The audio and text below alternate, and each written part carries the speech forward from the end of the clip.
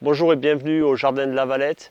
Aujourd'hui c'est un jour un peu spécial, une semaine qui va être spéciale parce que c'est le pic de tomates, comme on peut voir derrière. Là on est à un summum de production aujourd'hui, ça arrive très tôt dans la saison parce qu'on est fin juin, on doit être le 30 juin aujourd'hui. Je vais profiter de ce moment pour revenir en arrière et vous expliquer toutes les étapes pour arriver à ça, pour arriver à justement avoir ce pic de production qui est quand même très intéressant quand on est maraîcher.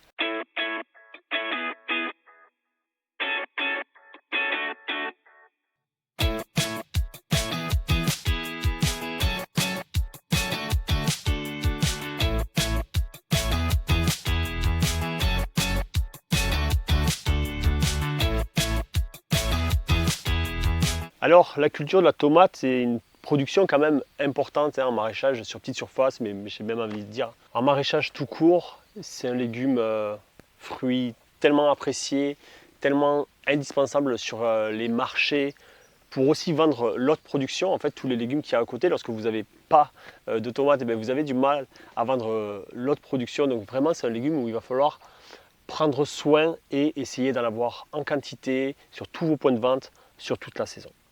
Alors pour arriver à ça, donc à ce mûrissement de toutes ces tomates et cette quantité, parce que là, je n'ai pas pesé, mais vous pouvez le voir sur les images, les quantités sont folles. On a un niveau de production qui est quand même très important sur cette serre-là.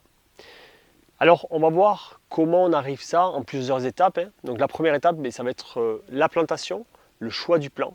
Et pour avoir de la tomate précoce comme ça, donc nous on fait le choix d'acheter du plant, et ça c'est quelque chose qui est quand même un petit avantage que de faire son plant. C'est très difficile de faire son plant et d'avoir du plant de qualité très tôt en saison. Donc ça c'est une tomate qui a été plantée mi-mars. Donc je le redis, pour ceux qui ne savent pas, moi je suis en Aveyron à 450 mètres d'altitude, donc mi-mars, ça peut être un créneau à risque. Donc on plante quand même mi-mars, donc du plant greffé. Donc c'est des plants qui arrivent, qui sont déjà assez grands, vraiment bien développés dans de la grosse motte de 10, un seul bras. C'est important pour la suite, je vous dirai comment on gère ça. Donc un seul bras, motte de 10, planté mi-mars. Lorsqu'on plante mi-mars en Aveyron et dans pas mal de régions, et même dans les régions plus chaudes où il n'y a pas de risque de gel, on va mettre une protection. Donc on plante nos plants, donc là ils sont plantés tous les 33 cm sur la ligne, et par-dessus on va venir mettre une protection climatique, donc des arceaux avec un filet climatique par-dessus, donc type P17. Voilà, moi je n'utilise pas le P17, c'est du vrai filet climatique, mais c'est la même efficacité. Je ne vais pas utiliser un P30 par exemple, ou doubler des P17, parce que le problème c'est que ça peut surchauffer, et aussi ça laisse moins bien passer la lumière. Donc vraiment un simple filet climatique que je n'enlève pas la journée, je vais le laisser comme ça. Et je vais laisser mes plants pendant au moins un mois. Donc là on a planté mi-mars, au moins jusqu'à mi-avril, ils vont être comme ça protégés par ce filet climatique. Ça fait 15 ans que je cultive des tomates, j'ai essayé plein de variétés, plein de choses différentes. La chose que moi je retiens, en tout cas dans ma région, c'est d'avoir de la tomate résistante à la cladosporiose. Donc la clado, souvent dans les paquets de semences ou dans les plants, c'est écrit soit clado 1, 2, 3, 4, 5, c'est les différentes formes de clado, ou FF aussi, on voit ça c'est le nom latin, je ne vais pas vous le dire parce que je ne sais même pas c'est quoi en latin. Et c'est ça, le choix variétal pour moi. Alors là, on est dans la section où j'ai ma tomate ronde, mais dans le même genre, je vais avoir de la noire, je vais avoir de la jaune, j'ai la cœur de bœuf. En fait, peu importe ça c'est plus ce que vous aimez produire. Par contre, moi dans mon cas, je vais toujours prendre résistance clado, cladosporiose, pour éviter cette problématique, cette maladie de feuillage qui arrive parfois très tôt en saison lorsqu'il y a beaucoup d'humidité. Et lorsqu'on a des variétés donc résistantes, vous n'avez pas cette problématique-là. Parce qu'il faut savoir qu'il n'y a pas vraiment de traitement contre les clados, il n'y a absolument rien à faire. Donc ça, c'est dans le choix du plant, donc résistant clado. Dans le choix du plant, le deuxième élément que moi je préconise, c'est du plant greffé. Donc ça, c'est que du plant greffé sur toutes mes variétés. Ça sera du plan greffé. Donc c'est des plants qui sont greffés sur tomate. Je l'achète donc comme ça. C'est greffé une tête. Alors déjà, pourquoi greffer? Le greffage, ça va apporter deux choses. Une vigueur. Donc déjà des plants beaucoup plus vigoureux et une précocité. Donc des tomates qui arrivent un peu plus tôt que si ce n'est pas du greffé. Et de la vigueur. Donc des plants qui vont pousser plus fort, plus vite. Donc lorsqu'ils sont en stress, lorsqu'ils ont des attaques, eh ils vont quand même pousser plus que des plants qui seraient non greffés. Et deuxième raison du greffage, c'est aussi pour lutter pour une maladie du sol que je n'ai pas, mais c'est du préventif, pour lutter contre des problèmes racinaires qui peuvent attaquer la tomate. Et avec un porte-greffe comme ça qui est résistant à ces maladies-là, on n'a pas cette problématique de sol et donc des racines qui se développent de façon uniforme et surtout qui sont saines. Et c'est ça qui va permettre le greffage en fait de résister à ces maladies du sol. Alors comme j'ai dit, le plan greffé, c'est des plants qui sont plus vigoureux. Et on va aussi se servir de cette vigueur pour les conduire en deux bras. Donc c'est ce qu'on peut voir ici. Mes plants greffés, ils sont plantés sur une ligne, donc une ligne centrale sur ma planche de culture, mais ils vont partir en V. On va avoir donc deux bras, un à droite et un à gauche, qui vont être palissés.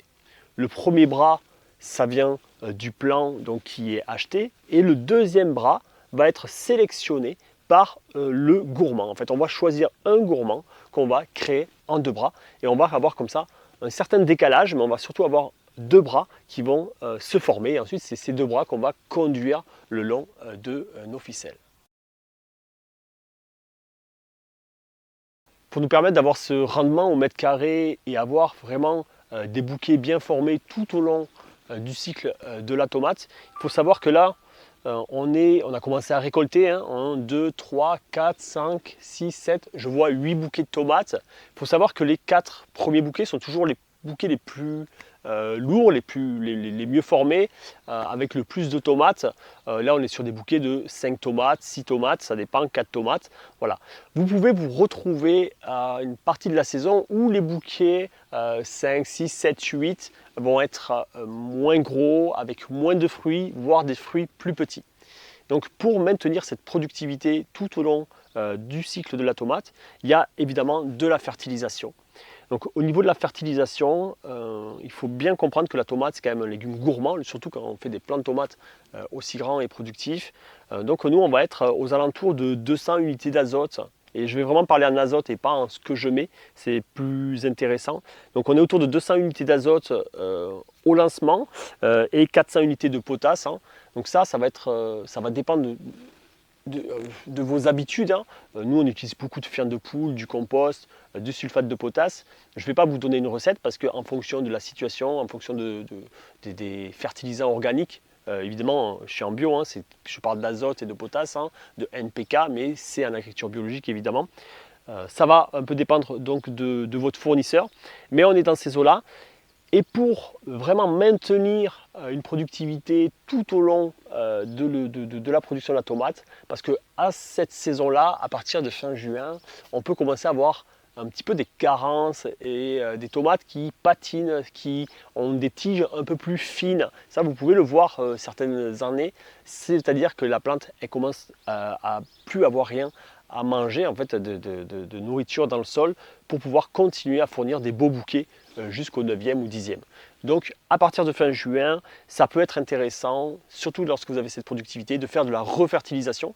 Donc là c'est le moment, on va le faire cette semaine en fait. Là on va faire une grosse récolte cette semaine et on va venir refertiliser. Donc je vais venir enlever mes bâches, juste dégrafer un côté, remettre de la fertilisation au pied, refaire un plein d'eau. Donc un plein d'eau c'est avec mon aspersion, remettre beaucoup d'eau pour minéraliser et que l'engrais organique se diffuse plus facilement donc dans le sol pour redonner un petit peu de vigueur pour penser à ma fin de saison. Parce que là, on peut se dire, ouais, elles sont magnifiques, elles poussent très bien, mais attention, elles sont aussi en pleine production et il faut penser donc, pour le mois d'août et le mois de septembre qu'ils aient assez pour le haut du plant. Donc ça, c'est au niveau de la fertilisation. Donc 2 fertilisations espacées, une à la plantation directement et une deuxième plutôt fin juin. Dans mon itinéraire technique, il n'y a pas de fertirrigation. C'est une technique qui existe énormément en agriculture, plutôt agriculture chimique, un peu moins l'agriculture biologique. Mais c'est quelque chose que je n'ai pas expérimenté ou que je n'ai pas eu de résultats concluants. En tout cas, mais ça aussi, ça pourrait être une alternative pour éviter la refertilisation manuelle, on va dire, fin juin. Toujours dans l'idée de la fertilisation, mais aussi dans la protection phyto et pour avoir des plants le plus sain possible. Il va y avoir pendant la belle saison, donc en gros du mois de mai à fin août, on va passer régulièrement, tous les 15 jours, avec des apports foliaires. C'est des apports foliaires qui vont nous permettre d'amener des oligo-éléments, donc par exemple à base d'algues marines. Ça dépend des années, j'ai beaucoup fait d'algues marines, j'ai aussi beaucoup fait de purin d'ortie, purin de consoude. Mais c'est l'idée, peu importe la recette, d'apporter comme ça en foliaire des éléments minéraux qui pourraient manquer lorsque vous êtes en pleine croissance comme là. Donc voilà, tous les 15 jours, c'est à peu près le cycle qu'on maintient d'apport foliaire pour maintenir les tomates les plus saines possibles. Cet apport foliaire, donc qui est à base d'éléments minéraux, pour moi, il m'aide aussi à lutter contre certaines maladies ou certaines carences. Et donc pour aller vers la phyto, finalement, sous serre, la tomate, ça ne va pas être une culture où on a des grosses problématiques phyto. On pourrait s'imaginer qu'il y a des gros problèmes phyto, mais finalement, c'est quand même assez rare les maladies phyto, en tout cas, qui vont nous détruire complètement une culture de tomates sous serre, parce qu'on est à l'abri donc de l'humidité. Et ça, c'est le premier élément problématique de la tomate, c'est le mildiou. Mais ça, c'est vraiment dans les régions où vous êtes sous serre et dans des régions très humides, des bas-fonds par exemple, ou en plein champ évidemment. En plein champ, j'aurais pas le même discours. Mais sous serre, on gère complètement le mildiou, donc il n'y a pas de traitement au cuivre sur ces cultures-là pour lutter le mildiou. La cladosporiose, qui est aussi une autre problématique, j'en ai parlé, on a du plant greffé, donc résistant, enfin c'est greffé, c'est surtout des plants résistants à la cladosporiose, c'est pas parce qu'ils sont greffés qu'ils sont résistants, mais c'est les variétés qui sont résistantes à la cladosporiose. Vous pouvez avoir comme problématique en début de saison le botrytis, qui est un champignon qui peut s'attaquer au collet. D'ailleurs, j'ai quelques plants qui sont attaqués par le botrytis, mais finalement aujourd'hui mes plants sont complètement effeuillés. Donc même s'il y a eu des attaques plus tôt en saison, ça a séché et donc c'est passé au-delà. Le plant a continué sa croissance. Ce n'est pas parce qu'il y a des attaques de botrytis en début de saison que le plant va mourir. Il peut tout à fait s'en remettre. Alors pour lutter contre le botrytis, il peut y avoir des traitements à base de soufre pour sécher le champignon. Mais de manière générale, le botrytis, c'est plutôt beaucoup d'aération et d'effeuillage. Mes plants sont complètement effeuillés. J'y reviendrai sur les feuillages et le palissage, mais voilà, vraiment beaucoup d'aération, botrytis. Vous pouvez, suivant les régions, avoir aussi des problématiques de noctuelle. Donc ça, c'est quelque chose qui va arriver souvent en juillet, août. Donc noctuelle de la tomate, vous pouvez commencer à avoir des trous dans vos tomates. Donc ça, c'est géré avec un BT, du Bacillus thuringiensis. Ça, c'est une bactérie qui peut nous aider à lutter. Donc ça va être un traitement par an si besoin, mais ça c'est vraiment si besoin, c'est pas du tout systématique. Et suivant les régions, un fléau qui est arrivé il y a quelques années, c'est Tuta absoluta. Donc ça c'est aussi une chenille toute petite.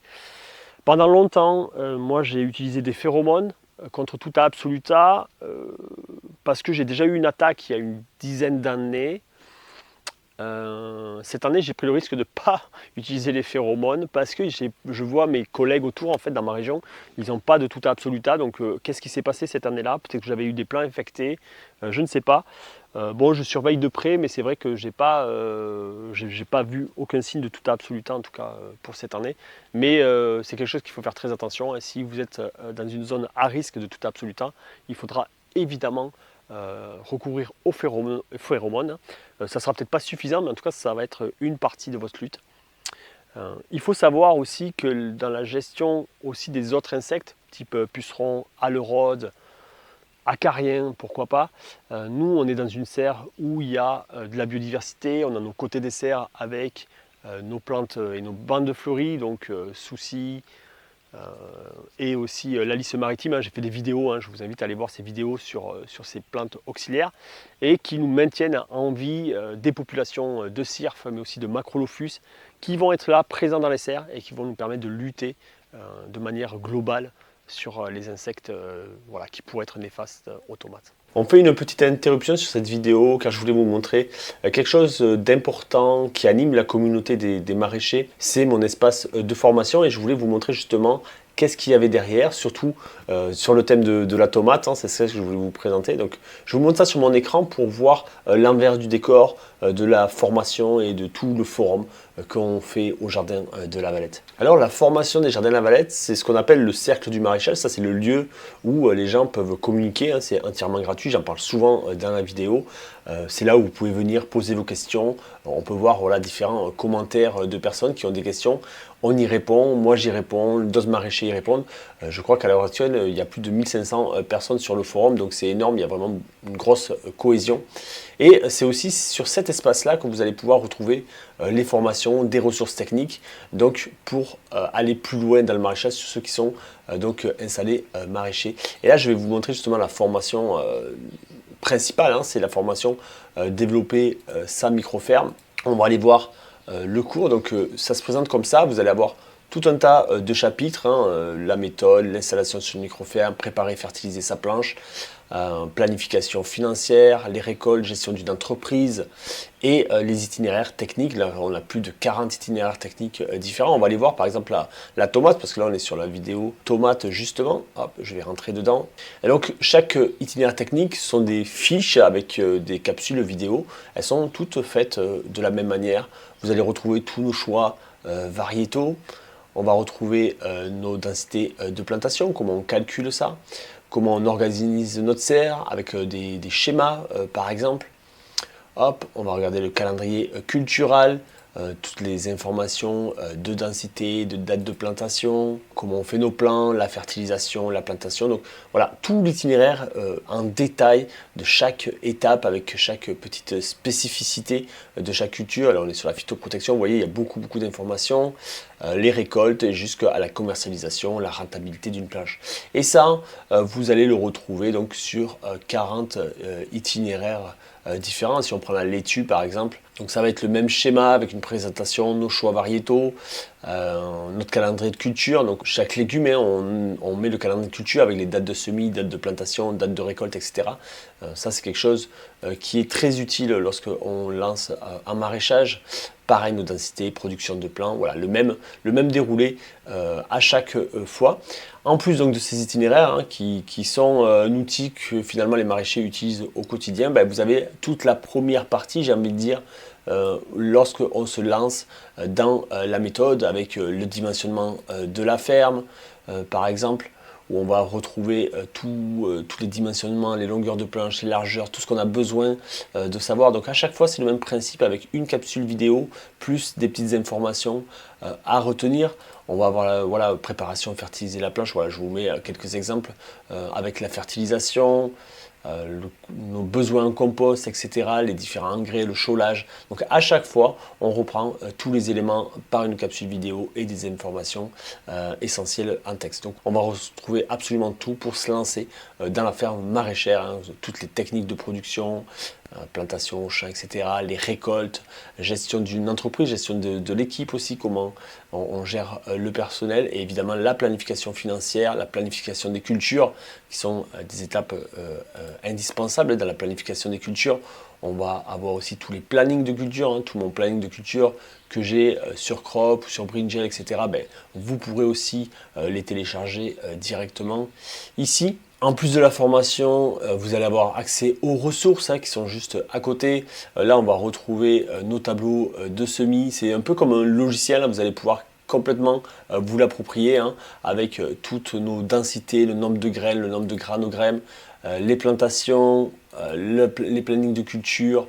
Voilà, on a vraiment un outil pour gérer votre irrigation et ça c'est des choses que vous allez pouvoir modifier vous-même. C'est pas juste du contenu descendant, hein, ça vous allez pouvoir le travailler avec, faire vos calculs comme une application en fait, exporter pour chez vous, pour votre ferme, donc pour la fertilisation, pour la phyto, voilà, quelque chose qui est très complet, c'est un outil hein, qu'on travaille au quotidien, le budget avec la liste du matériel, etc., vos résultats prévisionnels. Donc, un gros outil qui vient en parallèle donc, des cours de la formation. Cette formation, elle est à la fois dédiée pour ceux qui vont se lancer sur une micro-ferme, donc on va avoir toutes les étapes donc de A à Z pour vraiment lancer sa ferme avant le démarrage, donc tous ceux qui sont en projet d'installation, mais aussi avec les itinéraires techniques et beaucoup de documents comme cette application pour ceux qui sont déjà installés pour vraiment progresser sur leur micro-ferme. Il faut savoir que cette formation est entièrement finançable, différents fonds qui sont disponibles. Donc tout ça, nous on s'en occupe en interne. Je vous mets le lien juste en dessous de cette vidéo et puis on repart sur l'itinéraire tomate en direct du champ.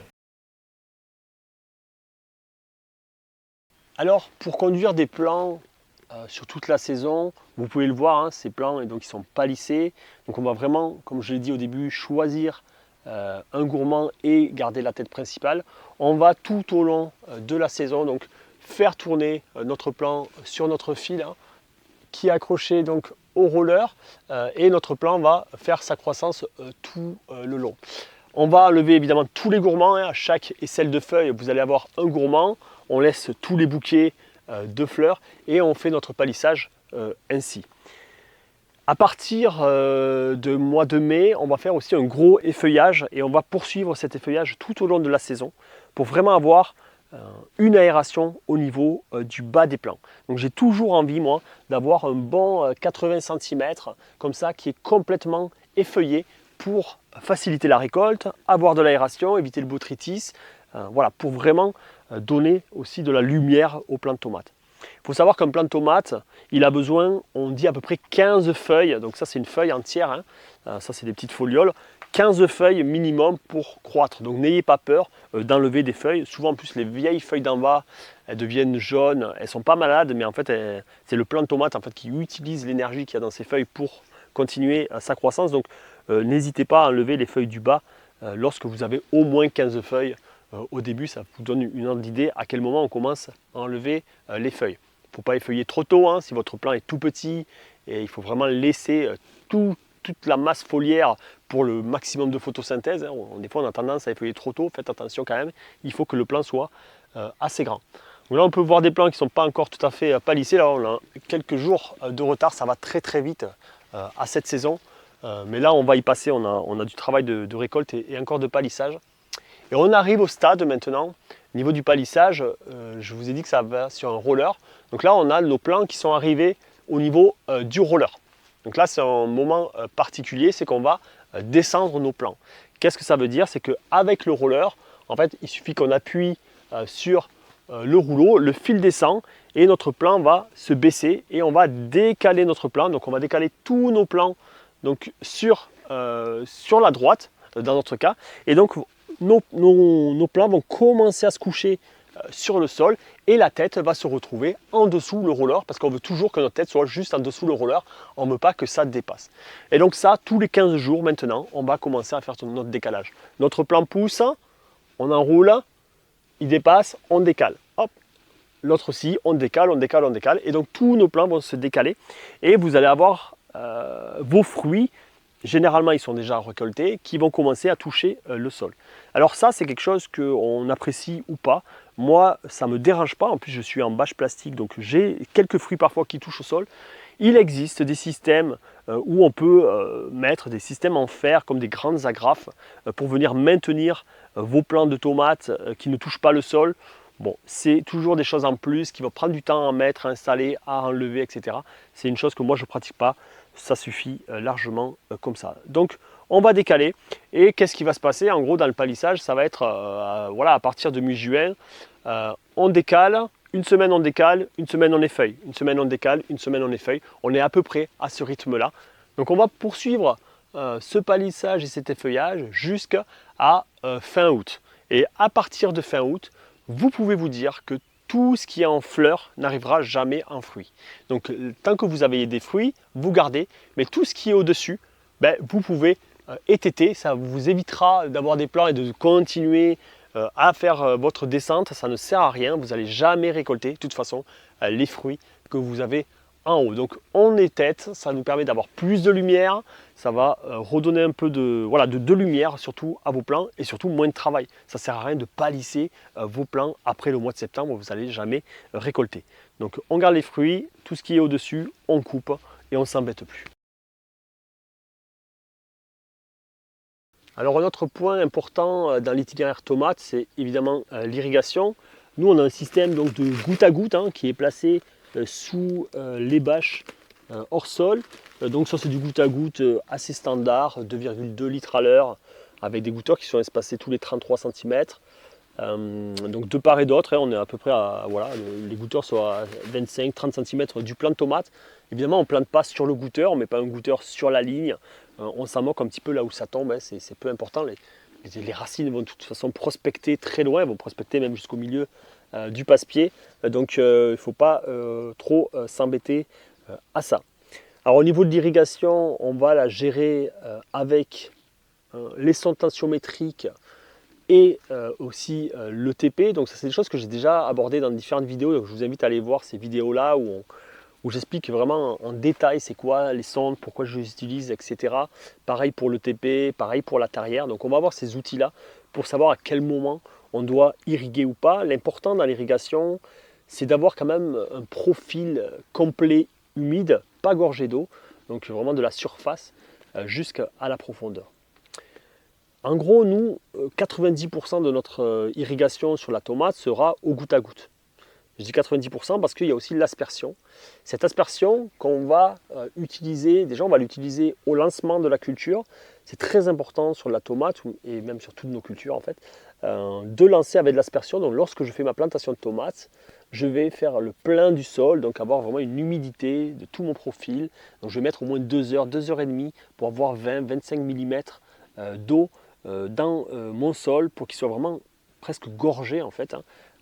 Voilà, pas hydromorphe, mais vraiment bien plein d'eau pour que vos plants puissent descendre et prospecter et rechercher l'eau parce qu'au début ils sont vraiment cantonnés juste dans leur petite motte. Ensuite je vais surveiller, généralement pendant 1 ou 2 semaines il n'y a pas d'irrigation et puis ensuite on va attaquer l'irrigation au goutte à goutte. Ça, au niveau des volumes, ça va évidemment dépendre de la saison. Mais pour vous donner une ordre d'idée, aujourd'hui, on est fin juin, on a des ETP qui sont énormes, il fait très chaud depuis 15 jours. On a des ETP de 6-7 mm par jour, donc c'est assez important. Ça, je le vois sur mon application. En fait, j'ai une application météo agricole et je peux aller voir justement mon ETP. Et actuellement, de mémoire, sur cette serre-là, on va être à 3 irrigations par jour de 10 mm. Donc on a 30 minutes, de 10 minutes, pardon. Donc on a 30 minutes d'irrigation par jour sur cette serre-là. Mais bon, ça c'est vraiment une ordre d'idée. En tout cas, c'est du fractionné et c'est ça qui est plus important à la limite à retenir, c'est qu'on fractionne beaucoup pour justement avoir un profil humide d'en haut en bas, parce que lorsqu'on fait des apports trop importants au goutte à goutte, déjà on a beaucoup de lessivage, mais aussi on va énormément envoyer de l'eau en profondeur et on va avoir une surface qui va avoir tendance plus à sécher. Et c'est quelque chose que moi je ne veux pas parce que l'important d'avoir une humidité en surface, ça va nous permettre aussi de minéraliser tout ce qu'il y a dans le sol. Et donc vos plants ont besoin de minéralisation et on a besoin que toute la matière organique, l'engrais organique qu'on a mis en surface soit minéralisé et donc disponible aux plantes. Pour cela, on va justement utiliser aussi ces 10% d'irrigation qui sont apportés par l'aspersion. Et grosso modo, lorsqu'il fait beau, donc du mois de mai à septembre, on va faire tous les 10 jours une belle aspersion pour remonter cette humidité sur toute la surface de la serre de tomates pour avoir une humidité et un sol frais, humide partout. Ça va permettre justement de minéraliser et redonner comme ça des petits boosts à vos plants de tomates parce qu'il y a des éléments nutritifs, mais si c'est sec, ils ne sont pas disponibles. Donc même si vous avez mis des tonnes d'engrais organiques, ils ne seront pas disponibles. Les plants de tomates n'y auront pas accès. Donc on n'hésite pas tous les 10 jours à remettre un petit coup d'aspersion. Donc l'aspersion, voilà, elle a cet intérêt-là au démarrage pour refaire un petit peu d'humidité en surface tous les 10 jours. On va aussi s'en servir pour faire donc du bassinage lorsqu'il fait très chaud. Ça aussi, c'est quelque chose qui est très important. Lorsqu'il fait très chaud, à partir de 27, 28 degrés, 30 degrés, on n'hésite pas à faire des bassinages. Donc nous, les bassinages, ça va être 3 fois par jour, à 11 heures, à 1h30 et à 15 heures. C'est voilà, à peu près toutes les 1h30. On va faire un bassinage de 3 minutes, 3-4 minutes. Vous lancez votre aspersion. Il n'y a aucun risque, hein. Les plants vont sécher. Vous n'allez pas déclencher des mildious sur ces temps très courts parce qu'il fait chaud et que ça va sécher. On ne fait jamais de bassinage tard le soir, hein. C'est pour ça que j'arrête à 3 heures, jamais à 5 heures ou 6 heures. Là, vous auriez un risque important. Ça va être très important de lutter contre la chaleur, hein. Ça, on a parlé d'irrigation, mais là c'est plus pour lutter contre la chaleur.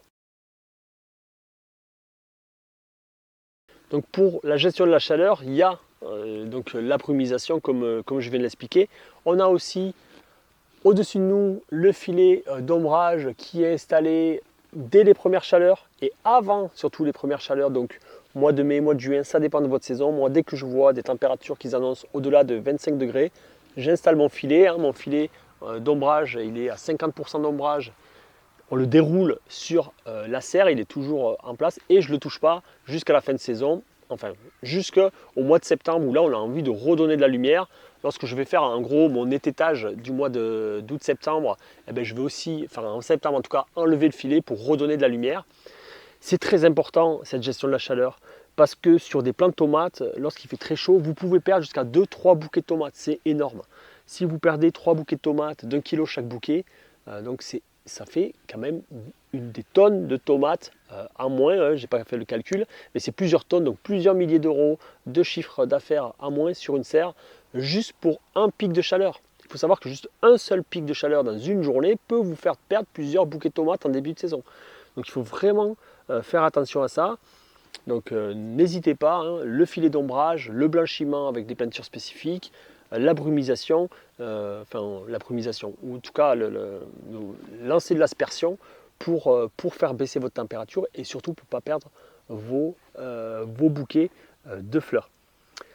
L'intérêt aussi d'utiliser donc l'aspersion par des cycles très courts comme ça et augmenter l'humidité, c'est pour gérer l'acarien. J'en ai parlé un petit peu de ce problème lorsque je parlais des insectes et des maladies, mais l'acarien déteste l'humidité. Donc lorsqu'on a un peu plus d'hygrométrie dans les serres, ça va limiter en tout cas les populations d'acariens. Alors au niveau de la récolte, hein, c'est un moment important. On va utiliser nous des chariots de récolte pour les tomates. C'est un outil qu'on n'utilise que dans les tomates, mais qui est tellement important. Il y a tellement de tonnes de légumes à sortir des serres de tomates qu'il faut quand même être équipé. Donc on va se faire des piles comme ça, de plateaux. Nous c'est nos plateaux à motte qu'on trouve très pratiques aussi pour nos récoltes de tomates. On va les laisser là de toute façon jusqu'à la vente. On va présenter aussi nos tomates dans ces plateaux-là. L'important c'est de ne pas manipuler les tomates plusieurs fois, donc on les récolte directement dans les plateaux de vente. Ça c'est important, on va faire qu'une couche aussi pour ne pas les abîmer. Donc on va récolter nos tomates par variété. On ne mélange pas les variétés dans les plateaux parce que c'est quand même plus joli sur un stand et c'est un peu plus visuel d'avoir des plateaux de différentes couleurs. Et nous on va avoir les jaunes, on va avoir les noirs, les rondes rouges, on a aussi les jaunes allongés et les cœurs de bœuf. Donc voilà, on va avoir différents plateaux comme ça va être vraiment visuel sur le stand. Pour certaines variétés, cette tomate ronde, moi que je connais bien, mais il n'y a pas de problème, je peux la récolter à la main, je laisse aucun pédoncule et je pose ça comme ça. Pour certaines variétés plus fragiles, comme cette tomate noire, ça sera récolté au sécateur et posé à l'envers. À l'envers, une tomate se conservera mieux que si elle est dans l'autre sens. Donc on n'hésite pas à les mettre à l'envers, surtout les grosses tomates, cœur de bœuf, ce type de tomate noire, type russe, toujours à l'envers. Alors là, on est dans un cas particulier où vous voyez, on est dans un pic, il y a quand même beaucoup de tomates. On est presque un petit peu en retard au niveau de la récolte. Il faut savoir qu'il a fait très chaud ce week-end et nous, on ne récolte pas le week-end. Donc il y aurait eu une passage avant, ça aurait été mieux. Mais voilà, c'est comme ça. Pourquoi je dis ça? Parce que je vois certaines tomates qui sont presque trop mûres à mon goût. Et niveau conservation, ça va être plus difficile. Il ne faut pas hésiter à récolter pas trop mûre votre tomate pour qu'elle continue à mûrir. Soit dans votre bâtiment, soit en chambre froide, soit chez le client. Plus vous récoltez vos tomates, plus le reste mûrit. Donc dans l'idée, c'est vraiment d'avoir les quantités. Nous, on a vraiment un bon débouché, donc on veut avoir beaucoup de tomates. Et là, il va falloir jouer avec votre débouché. Si vous n'avez pas un fort débouché, vous laissez un peu plus mûrir. En début de saison, lorsque vous avez moins de tomates, vous récoltez fort, comme ça, le reste mûrit. Voilà, ça va être à jouer aussi en fonction des débouchés. Il faut savoir que nous, on va récolter 2 fois par semaine. Et on n'hésite pas de mettre notre tomate, là elle va être récoltée demain matin et on va la mettre en chambre froide pour plusieurs jours pour la vendre sur les marchés, ça va la stabiliser. Une fois qu'elle est en chambre froide, la tomate mûrit très peu. Par contre, on va la sortir au moins 48 heures avant un marché pour qu'elle revienne à température. Faites attention lorsqu'on passe de la tomate en chambre froide et dès qu'on commence à toucher une tomate qui est froide, eh vous allez la marquer et elle peut s'abîmer. Donc on la sort toujours au moins 48 heures avant de la présenter au marché et elle va continuer sa maturité ainsi. Une fois qu'on a récolté, donc nos plateaux se retrouvent pleins de l'autre côté du chariot. On amène ça à l'extérieur de la serre, on commence toujours par l'intérieur et on sort nos légumes. Ça paraît un détail, mais si vous faites des allers-retours de chariot plein, c'est quand même costaud. Donc là, je vous ai mis quelques bacs, mais on peut monter beaucoup plus haut. Et ensuite, en fonction du contexte, nous, soit on vient avec le tracteur et la bennette pour amener tout ça à la chambre froide, ou alors avec une brouette extérieure. On ne va pas se déplacer dans le champ avec ce chariot. Alors niveau commercialisation, pas grand chose à dire, j'ai déjà parlé un petit peu. Moi j'aime beaucoup avoir vraiment des plateaux par famille. Ce qui est sympa sur les marchés, c'est que moi je vais mettre une petite étiquette avec le nom de la variété pour chaque variété que j'ai. Et je vends toutes mes tomates au même prix. Là aujourd'hui, à l'heure de cette vidéo, que ce soit en début de saison ou en fin de saison, moi je vends mes tomates à 4,50 € le kilo, peu importe la variété.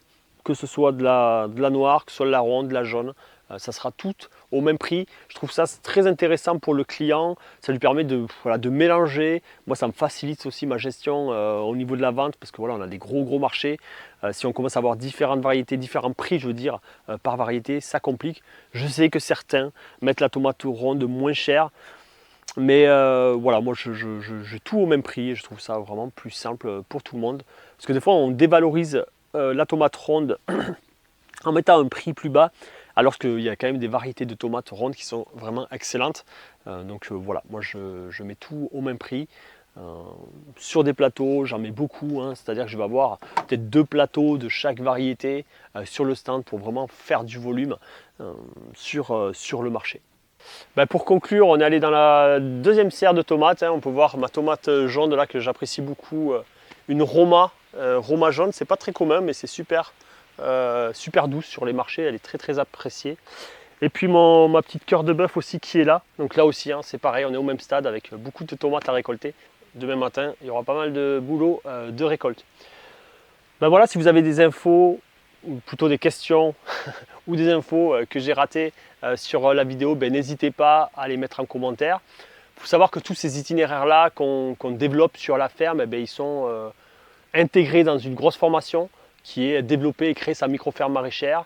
Voilà, c'est aussi un gros forum où il y a plusieurs milliers de maraîchers.